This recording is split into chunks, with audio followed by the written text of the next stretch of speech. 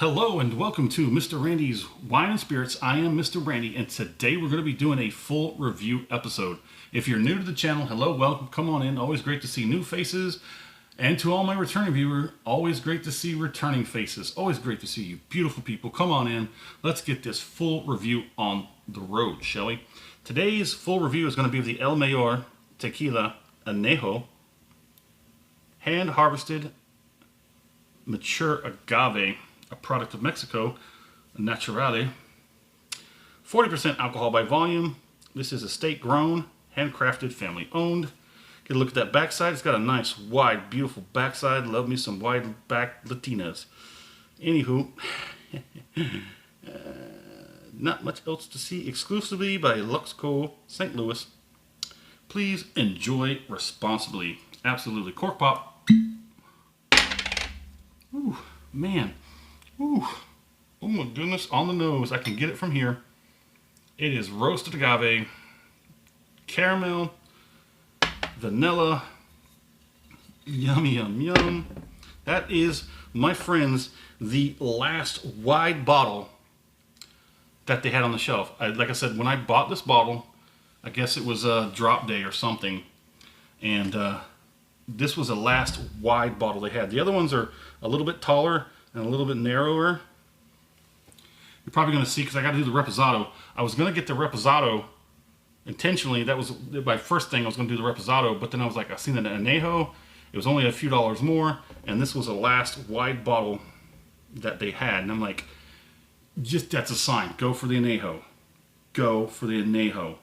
So Mr. Randy does a 3-part series as reviews. Part 1, off the rip, get it home, crack it open, have my first pour, share my first impressions with you because gosh darn it, you're special.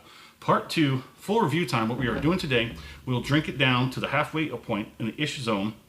We're going to cork it, put it back on the shelf, let it sit for a week and a half, 2 weeks, scheduling allowing. That's beautiful.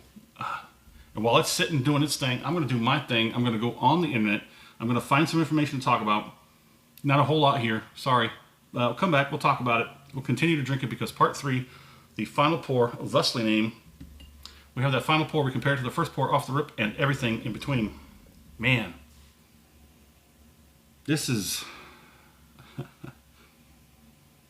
this Anejo, which is rested in white oak barrels for 18 to 36 months.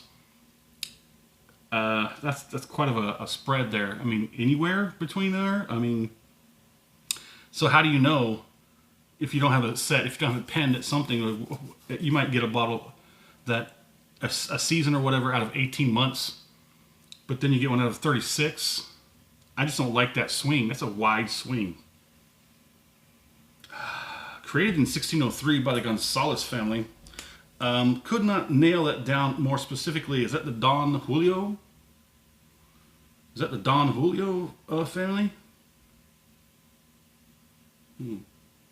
If you know that, let me hit me up in the comment section. If you think it is, can you give me some kind of point me in the direction of where to find that information, where you got it?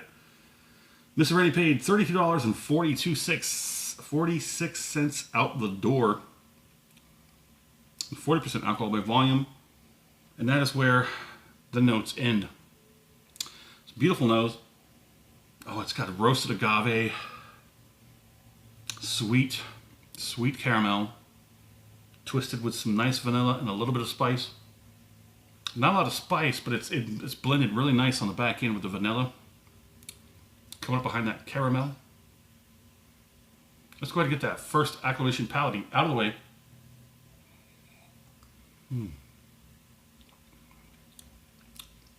Oh, that's easy. Viscosity is, I want to say it's just a little bit above water. It's got some viscosity to it, a little bit of thickness. Just enough to tell that it's not quite water. We'll get that. Look at the glass here in just a moment. I'm trying to talk off this acclimation pour. Yeah, they got a Blanco, a Reposado, and an Anejo. All of which were being replaced. These bottles were being replaced with the taller, more thinner ones. So I gotta have it. Just might as well go ahead and start from the back end and work forward or work backward. We'll do the reposado next. And if that is just as good or in line with that goodness that you get from a reposado and Anejo, I might just go ahead and knock out that Blanco while we're at it. Let's go ahead and get that second one and see what she has to say.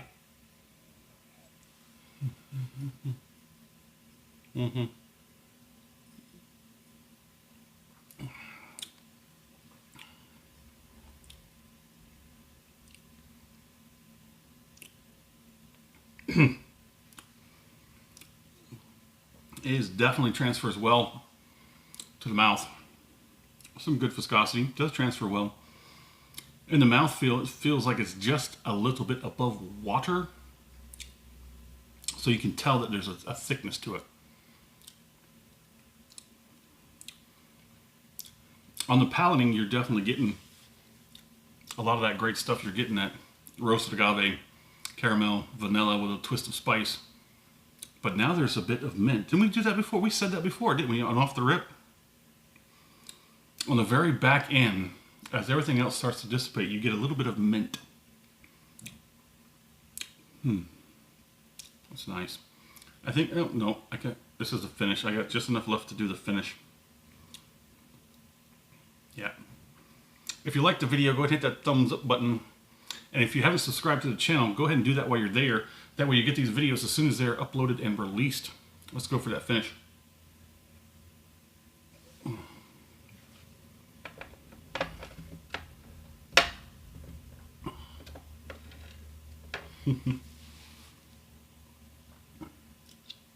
Sorry, I have OCD.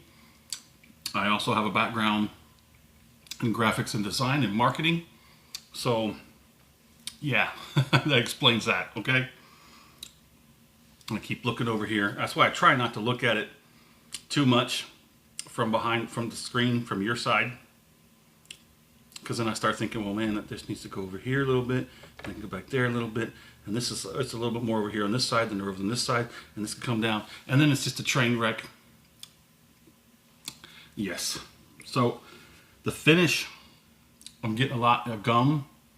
The gums are getting a lot of action here. That's nice. The lips, just a little kiss. Mwah. The cheeks and jowls are definitely getting the next in line. The tongue is barely showed up, barely at all.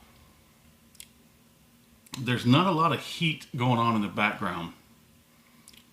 I mean, it's barely hanging around the 1 mark to be, yeah, just barely in that area, which isn't bad because it doesn't take away from the rest of what's going on the mouth, in the palate, on the palate, in the mouth. Still getting quite a bit of gums action going on here. That's nice. I love me some Anejo tequila. So let's put a score on it, shall we? So this is about a sub $30 bottle on the shelf. Like I said, well, that's actually not true. With my VIP status and all my stuff that I got this 3246 out the door, so that makes it a little under 30. But I think it was 30 something, $35. I think for this one. I usually write that down,